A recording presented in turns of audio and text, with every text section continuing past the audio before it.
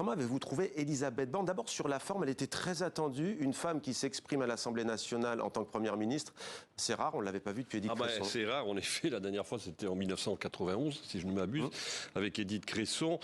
C'est un exercice qui n'est pas simple parce que on voit bien que Madame Borne n'est pas une parlementaire, en l'occurrence, n'a pas cette expérience-là. Ceci dit, on peut considérer que sur la forme, elle s'en est à peu près sortie. C'est-à-dire qu'elle a tenu le cap, elle a essayé de décliner sa feuille de route.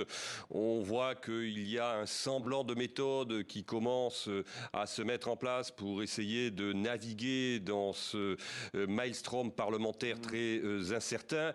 Mais j'ai envie de dire que si vous voulez, une fois passé le discours de politique générale, qui ne donnera pas lieu au vote d'une censure, on le voit bien, notamment à partir des déclarations des députés du Rassemblement national, les LR ne voteront pas aussi. Et les LR ne s'associeront pas à la motion de censure présentée par la gauche. Le plus dur va commencer après ce discours de politique générale.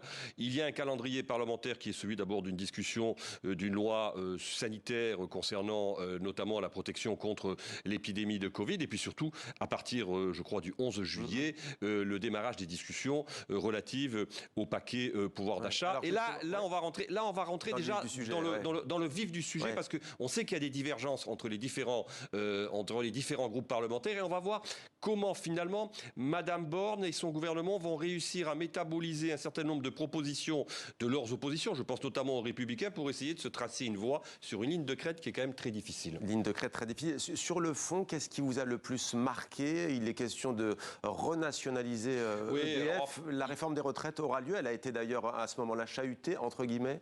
Oui, alors, je crois que la principale annonce quand même, c'est la renationalisation d'EDF. On voit bien que elle a essayé quand même d'envoyer des signaux à un certain nombre de groupes. D'ailleurs, ce qui est très intéressant, c'est que sur les bancs du groupe communiste ont applaudi au moment où elle a annoncé cette renationalisation d'EDF.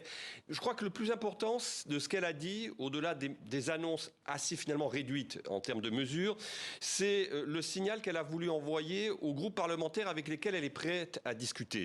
C'est-à-dire, hormis la France Insoumise et hormis le Rassemblement National, elle se dit ouverte finalement à des compromis avec les autres groupes parlementaires. C'est un signal qui a été envoyé, je ne suis pas sûr qu'il soit entendu, parce que chacun de ces groupes parlementaires, pour l'instant, j'allais dire, campe sur un principe d'opposition.